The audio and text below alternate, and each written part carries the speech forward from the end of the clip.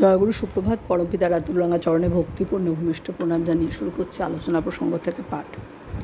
শরৎদা আসলেন। শ্রী ঠাকুর লেখাগুলি পড়েছেন তো? শরৎদা: হ্যাঁ, বিশ্বাস করে ঠকলাম বলে যে বাণীটা আছে ওই পর্যন্ত পড়েছি। কাশিদা: একজনের উপর বিশ্বাস করা সত্ত্বেও তো সে ঠকায়। শ্রী ঠাকুর: বিশ্বাস করতে গেলে তার বিহিত ব্যবস্থাগুলি সক্রিয়ভাবে বাস্তবায়িত করে তোলা তো চাই। বিশ্বাস কম কথা নয়। তুমি যদি ঠকো, অর্থাৎ কেউ যদি তোমাকে ঠকাবার সুযোগ পায়, তার জন্য তুমিও কম দায়ী নও। শরৎদা: আপনি যেরকম বলেন সেরকম করাই তো মুশকিল। শ্রী ঠাকুর: ঠকেন, ক্ষতি নেই, কিন্তু ব্যাপারটা আপনার জানার পাল্লার বাইরে যেন না যায়, এইটিই বড় কথা। শরৎদা: সবটাই পারা যায়, কিন্তু আত্মপ্রতিষ্ঠার বুদ্ধিটাই যেন মানুষের শেষ পর্যন্ত যায় না। শ্রী ঠাকুর: মানুষ যদি বোঝে সে আত্মপ্রতিষ্ঠা করতে চায় যে পথে, সে পথে আত্মপ্রতিষ্ঠা হয় না, বরং উল্টো ফল হয়, রেজিস্ট্যান্স বেড়ে যায়। ওটা আত্মপ্রতিষ্ঠা ব্যাহত হবারই পথ, এবং প্রতিষ্ঠার সত্যিকার পথই হলো ইষ্ট প্রতিষ্ঠা। তখন নিজের ভুল নিজের কাছে ক্রমেই আরও ধরা পড়ে এবং তা শুধরে নিতে পারে। ইষ্ট প্রতিষ্ঠার একটা মস্ত সুবিধা এই যে, ওইভাবে তন্ময় হয়ে ওই বুদ্ধি নিয়ে নিরভিমান অকপট অন্তরে যেই আপনি কারো কাছে গেলেন, অমনি তার শ্রদ্ধার করটা খুলে গেল। আপনার মাধ্যমে সে আপনার ইষ্টের স্পর্শই পেয়ে গেল। অজ্ঞাতসারে আপনার ইষ্টের ছাপ তার মাথায় পড়ল। আপনি যেন ইষ্টবাহী একটি যন্ত্র মাত্র।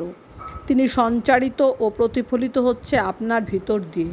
এই সঞ্চালনার ফলে আপনার ইষ্টের উপর তাঁর টান যত গভীর হবে, আপনিও ততখানি প্রতিষ্ঠিত হবেন তাঁর কাছে। ইষ্ট প্রতিষ্ঠা যারা চায় তারা বিধ্বস্ত হয় কমই, যারা আত্মপ্রতিষ্ঠা করতে যায় তারা সহজেই বিধ্বস্ত হয়।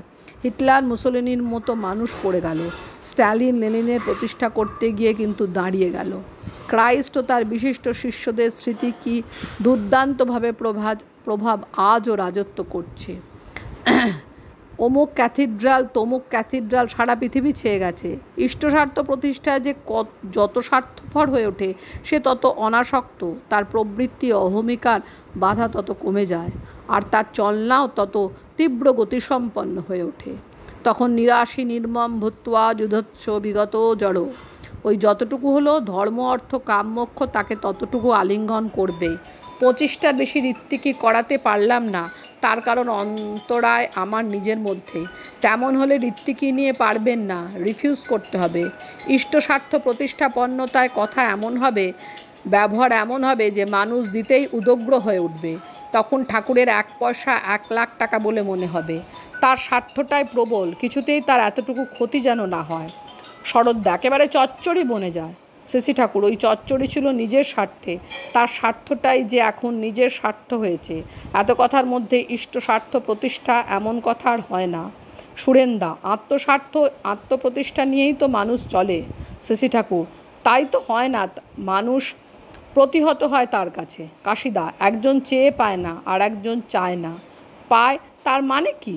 শ্রী ঠাকুর: তাকে দিয়ে তৃপ্ত হয়। দেবার উৎসরণ তার মনোভাবে, যে নিজের জন্য চায় না, তার সংস্পর্শে দেওয়াটাই খুলে যায়। কাশিদা: চেয়েও পায় না কেন? শ্রী ঠাকুর: আত্মকেন্দ্রিক হলো, মানে একজনের দেওয়ার প্রবৃত্তির গলা টিপে ধরল।